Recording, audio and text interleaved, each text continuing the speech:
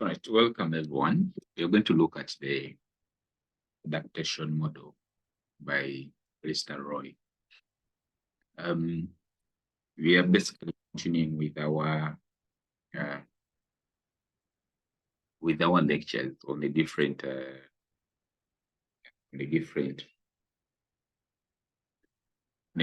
theories and models used in nursing practice.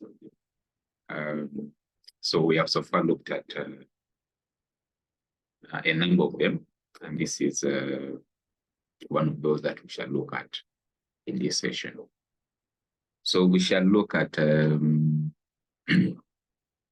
key concepts in the adaptation model, and then we look at the subsystems, the model, and we see the different modes of adaptation and their role, and then we look at the role of the stimuli in the adaptive process. So Sister Calista Roy is the one developed this adaptation model of nursing. And it provides us with an insight on how individuals, families, and communities adapt their environment for optimal health and well-being. Okay, we look at, or this theory looks at humans or individuals as holistic beings constantly interacting with their environment and striving to maintain balance.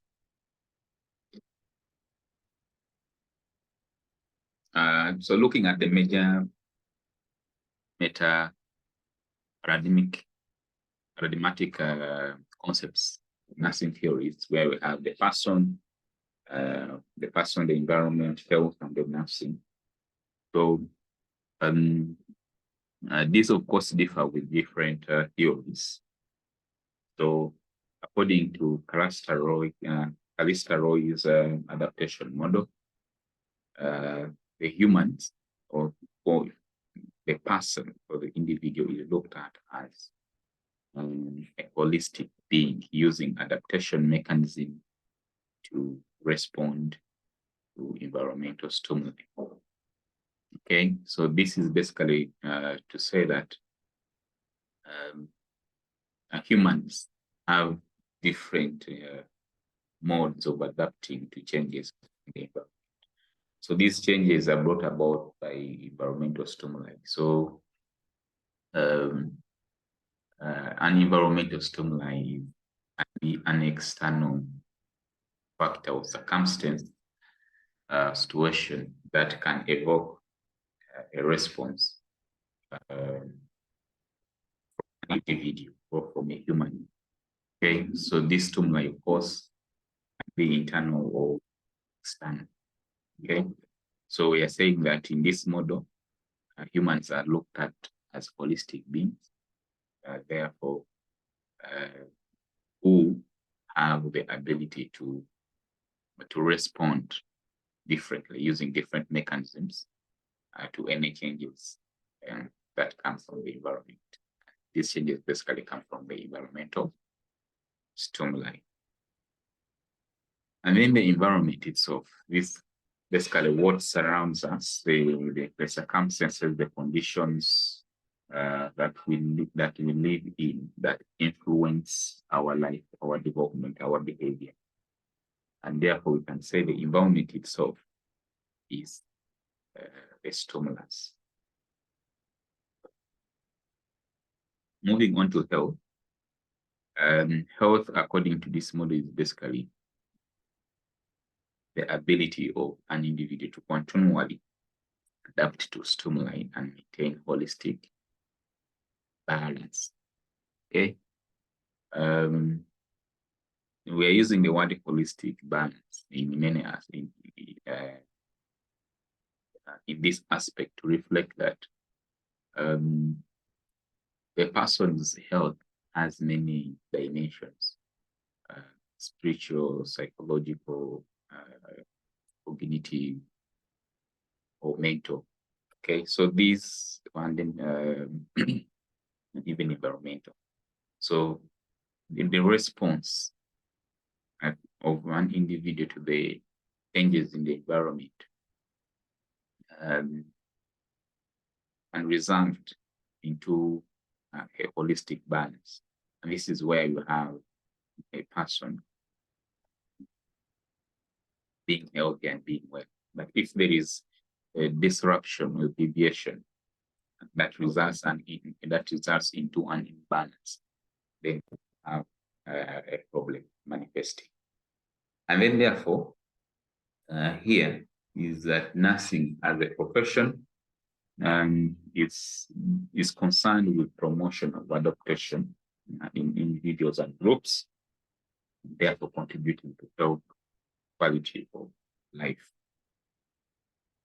So adaptation is basically if we have stresses that come from the environment, we should be able to respond to them. So and this response basically is aimed at maintaining balance, therefore maintaining well-being and integrity.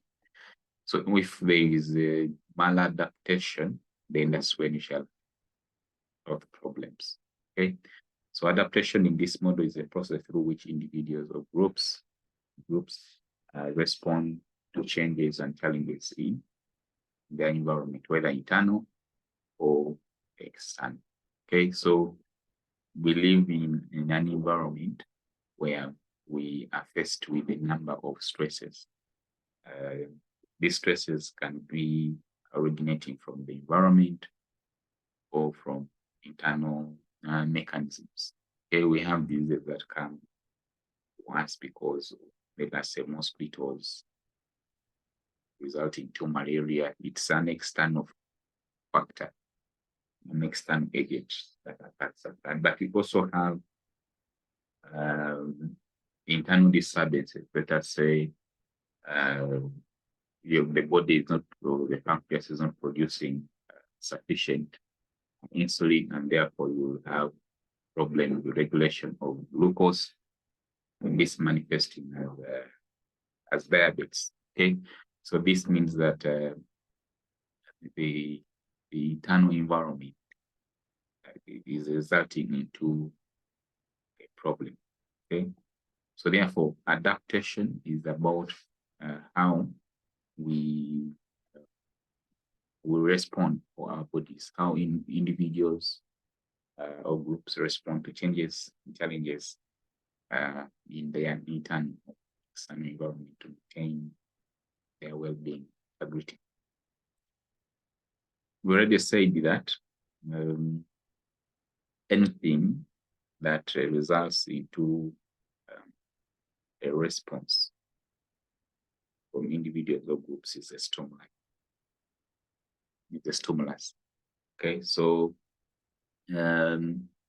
this, of course, this stimuli can be coming from internal or from external.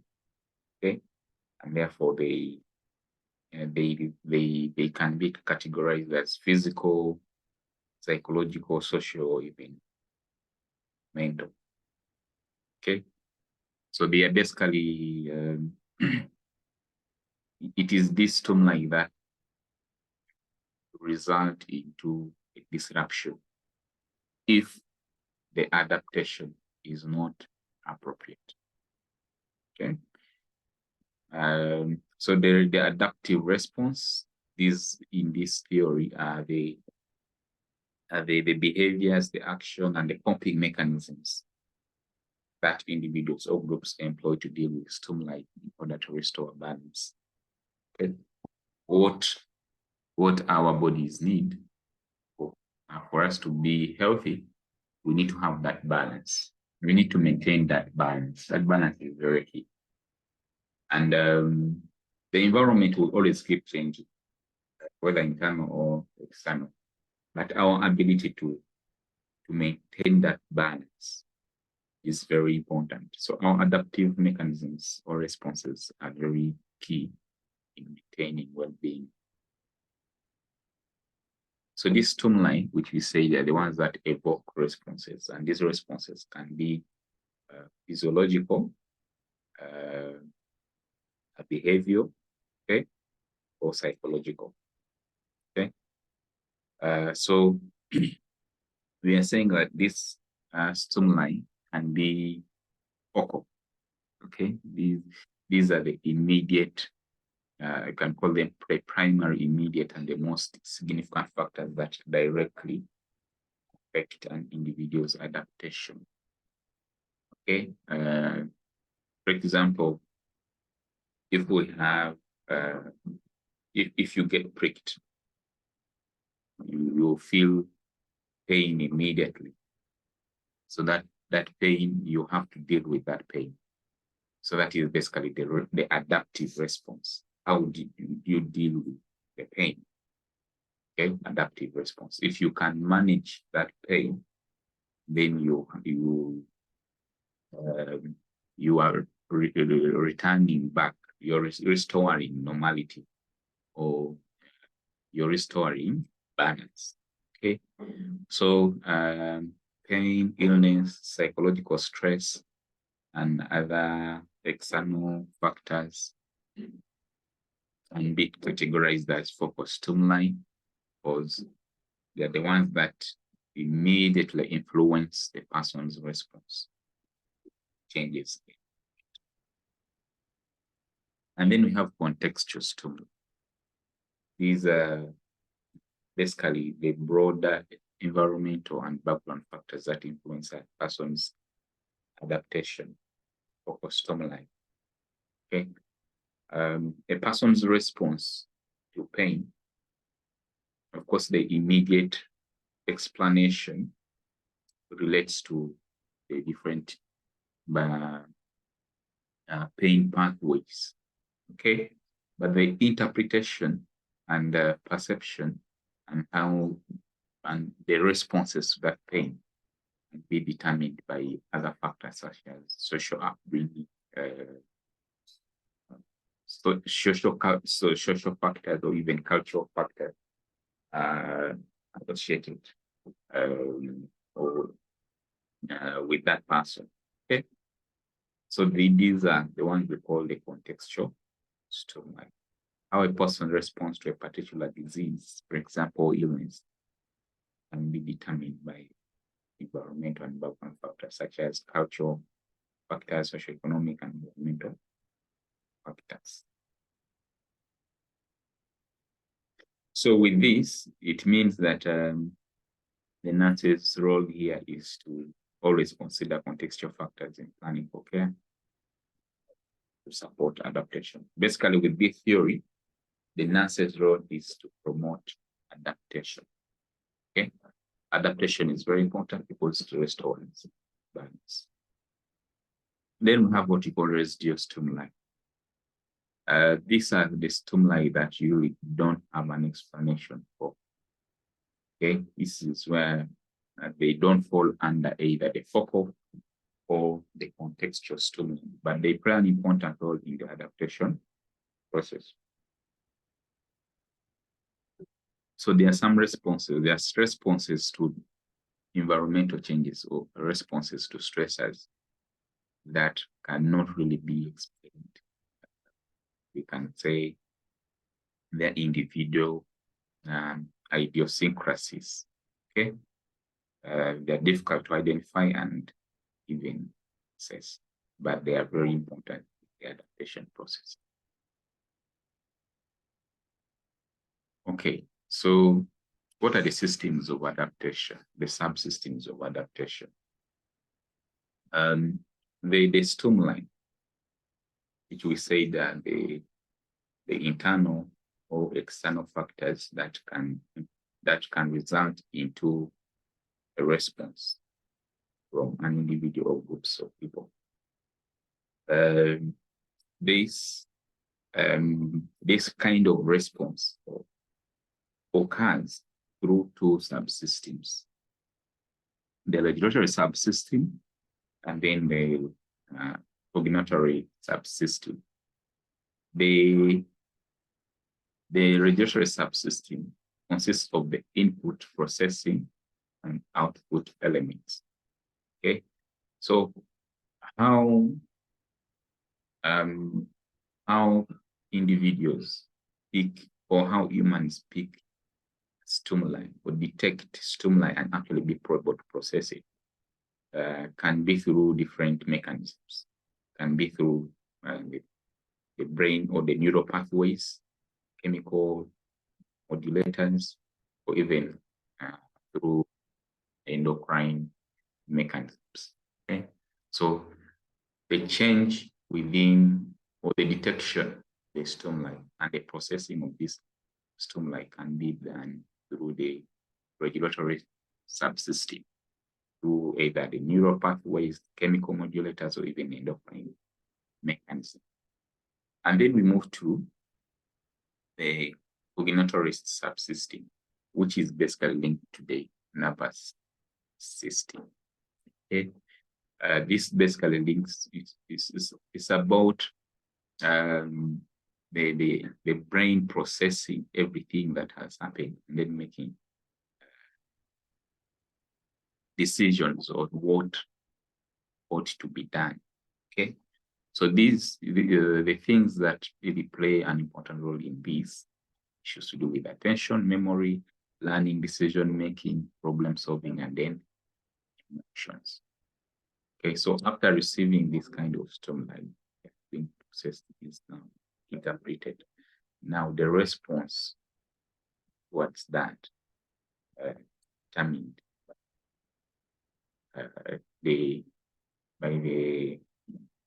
by the brain.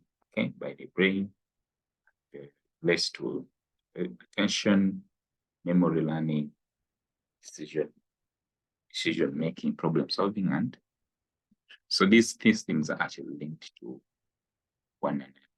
When the message, the message picked up, processed from the stimuli, is sent to the higher nervous system for actions to be taken.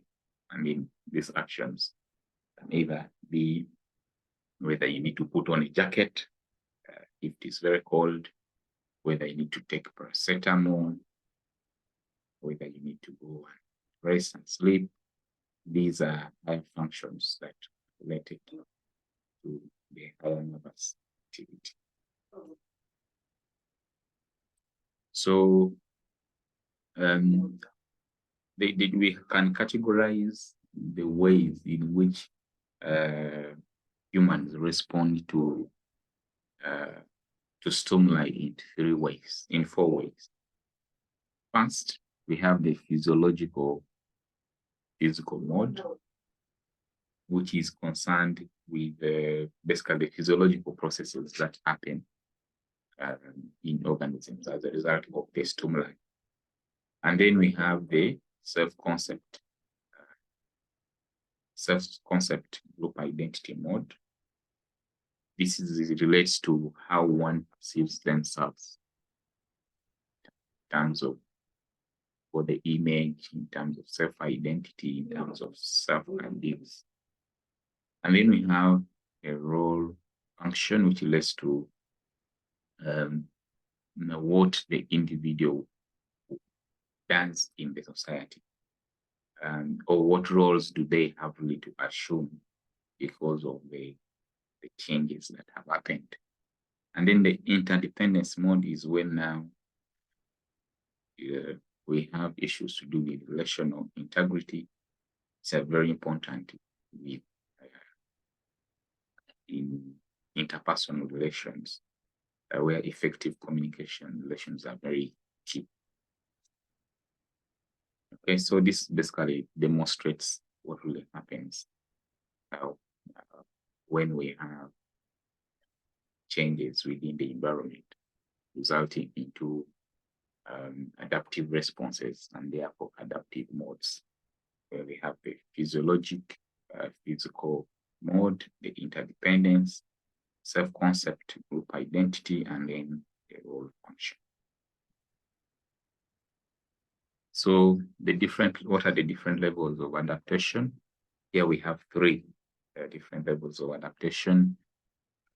integrated process. One of them. These are basically the stable processes that happen in a human being. Okay, a normal human being breathes normally with no effort, for example. So these processes are basically spiritual realization. This basically means that we have a system that is actually well balanced, that is actually working. And then the moment we start to have stressors, the body starts to compensate. Okay, for example, the breathing is not adequate to meet the needs of the body. Then that is when you have compensatory breathing happening. I mean, compensatory breathing, yes, compensatory breathing happening. And then we move to if compensatory breathing cannot bring or cannot restore a balance or cannot maintain balance, then we shall have compromised process. And in this, you have a situation where the needs are not adequately met. And this is where you have hypoxia in this case. And if it is not really addressed, then you have bad or poor health outcomes happening. So this adaptation model has strengths and weaknesses. It looks at the fact that ill health or health basically is influenced by many factors, and that's where we have the different stimuli. That's, and then the next part is also its strength is that there is a logical sequence in it, in how you have changes happening, how those changes are processed, how an individual response or the adaptive responses, and it can be used in different settings. The challenge is that it is time-consuming, complex, and lacks specific guidance on how to prevent maladaptation.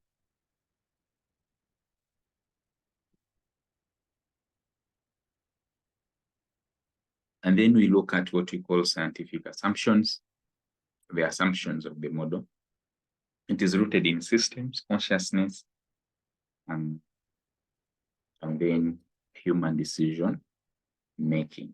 Therefore, it also has that assumption related to how we relate with other people.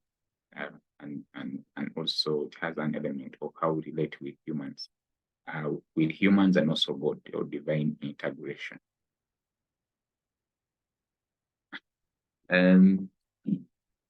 So like we said that the humans are looked at as holistic beings. And when we look at the holistic adaptive systems, we look at aspects as individuals actually being either as separate individuals or as groups or even as families or communities, but all these form the unit that and can respond holistically. Okay, so if we have changes in the environment, families, communities, even groups or even individuals respond in the same way as holistic adaptive systems. And then the other recognition is that humans actually continuously interact with their environment, which environment is actually regarded as an open system where there is exchange of matter, information, and energy. And humans play an important role in maintaining the system. So, and therefore adaptation to any changes becomes very, very, very, very key. We have already looked at the different stimuli. So therefore, as the last remark, this model tells us that the nurses have to promote adaptive responses across the 4 adaptive modes. So basically, the role of the nurse is to facilitate. The role of the nurse is to facilitate adaptation to any changes within the environment. Okay. Thank you for listening, and this marks the end